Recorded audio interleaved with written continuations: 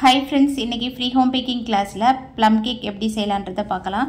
ரொம்ப மாய்ஸ்டா சூப்பரா ஸ்பாஞ்சியா சூப்பரா இருக்கும். இது வந்து instant plum cake ரொம்ப சூப்பரா இருக்கும். ஆல்ரெடி வந்து rich plum cake எப்படி செய்யணும்ன்றத வீடியோல போட்டுருக்கேன். செக் பண்ணி பாருங்க. நிறைய பேர் செல்லமா திட்டிருந்தீங்க எப்ப சிஸ்டர் வீடியோ போடுவீங்க அதுக்குள்ள கிறிஸ்மஸே முடிஞ்சிடும் போல இருக்கே அப்படிலாம் வந்து கேட்டிருந்தீங்க. அவங்களுக்காக தான் இந்த வீடியோவை தயவு செஞ்சு ஸ்கிப் பண்ணாம பாத்துருங்க.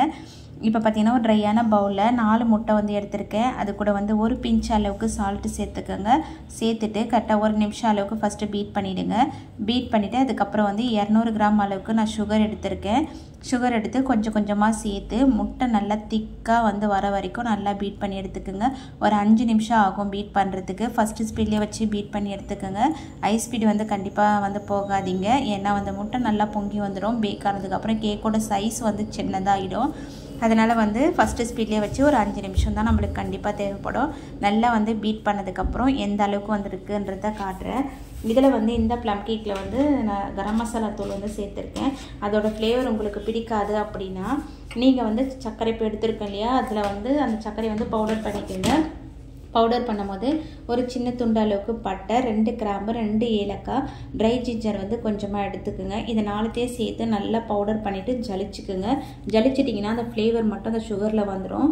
அதுக்கப்புறம் வந்து நம்ம வேஸ்ட்டுலாம் வந்து நம்மளுக்கு ஜலிச்சு எடுத்துடலாம். அதுக்கப்புறம் வந்து நல்லா வந்து சக்கரை இந்த அளவுக்கு நல்லா வந்து கரைஞ்சி வந்ததுக்கப்புறமா வந்து நம்ம அதில் ஆயில் சேர்க்கணும். சக்கரை கரையாமல் சேர்த்துட்டோம்னா சில பேர் கேட்குறீங்க இல்லையா மாய்ஸ்டாக ஏன் வருது அப்படின்ட்டு. நம்ம சக்கரை சப்போஸ் கரையிலன்னா கேக்கோட நடுவுலையோ சைட்லையோ நம்ம வந்து பிசுப்பாக ரொம்ப அதிகமாக இருக்கும்.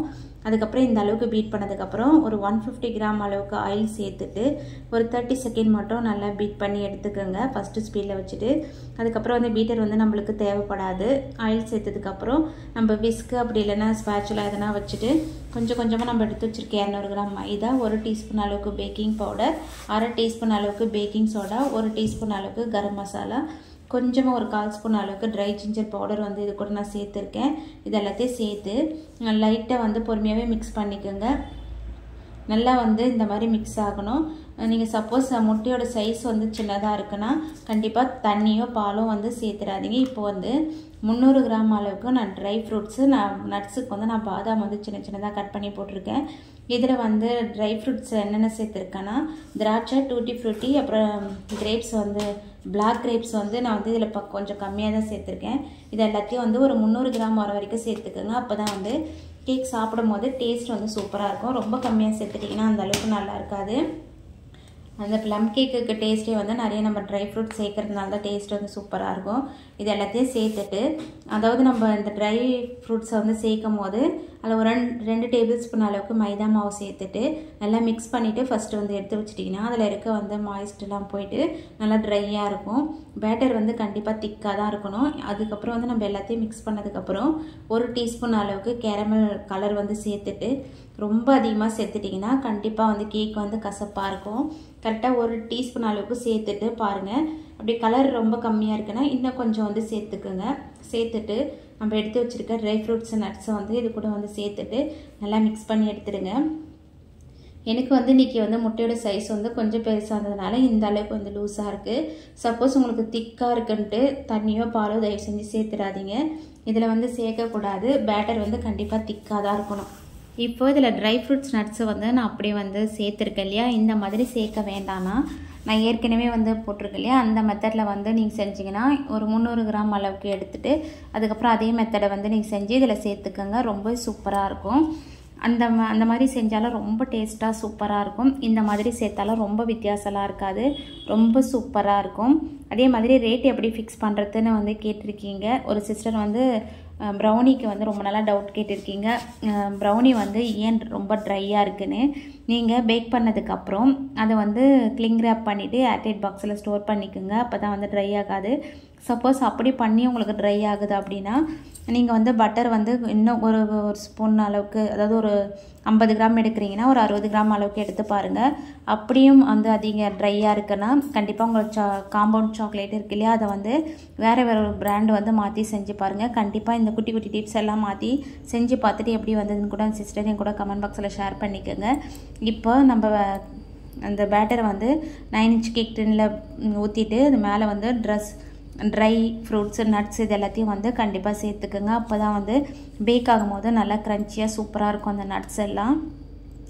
இப்போ வந்து நல்லா பேக் பண்ணி எடுத்துட்டேன். 180 டிகிரிக்கு top and bottom rod on பண்ணி 10 நிமிஷத்துலேருந்து 15 நிமிஷம் ப்ரீட் போட்டு வச்சுருந்த ஓவனில் நம்ம இந்த பேட்டரை ரெடி பண்ணி வச்சுட்டு 60 நிமிஷத்துக்கு அதே top and bottom rod on பண்ணி செட் பண்ணி வச்சுருந்தேன். ஆனால் வந்து எனக்கு 45 மினிட்ஸ்லேயே வந்து சூப்பராக பேக் ஆகிடுச்சு. நம்ம ரிச் ப்ளம் கேக் வந்து கண்டிப்பாக 1 மணி நேரத்துலேருந்து 1.25 மணி நேரம் ஆகும் பேக் ஆகிறதுக்கு. இது வந்து சூப்பராக சீக்கிரமாகவே பேக் ஆகிடுது. நல்லா மாய்ஸ்டாக சூப்பராக இருக்கும். இதை சப்போஸ் நீங்கள் வந்து நைட்டு பேக் பண்ணுறீங்கன்னா மறுநாள் வந்து கண்டிப்பாக வந்து கட் பண்ணுங்கள். ஒரு ½ டே வச்சு விட்டுட்டு கட் பண்ணுங்கள். அப்போ தான் பீசஸ் வந்து கரெக்டாக வந்து உங்களால் கட் பண்ணி எடுக்க முடியும்.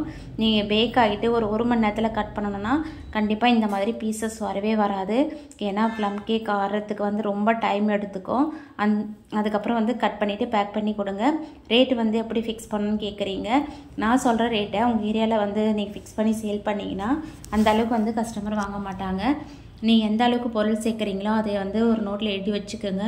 அதோட காஸ்ட்டையும் எழுதிட்டு உங்கள் 2-3 பேக்கரியில் வந்து ரேட்டை வந்து விசாரித்து பாருங்கள். அது எப்படி இருக்குது, நீங்கள் எழுதின காஸ்ட் எப்படி இருக்குன்றது கால்குலேட் பண்ணி பார்த்தீங்கன்னாவே எவ்வளோ ரேட்டுக்கு விற்றா சேல் ஆகுன்றது உங்களுக்கு ஈஸியாக புரியும். அதனால் ரேட்டை வந்து தயவு செஞ்சு நீங்களே ஃபிக்ஸ் பண்ணிங்கன்னா ஈஸியாக இருக்கும் சேல் பண்ணுறதுக்கு. கண்டிப்பாக இந்த கிறிஸ்மஸ்க்கு முடியறதுக்குள்ளே இந்த வீடியோ போட்டேன்.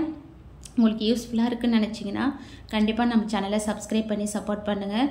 நீங்கள் பண்ணுற ஒவ்வொரு லைக்கும் என்னை மோட்டிவேட் பண்ணிக்கிட்டே இருக்கும். பை ஃப்ரெண்ட்ஸ், தேங்க்ஸ் ஃபார் வாட்சிங்.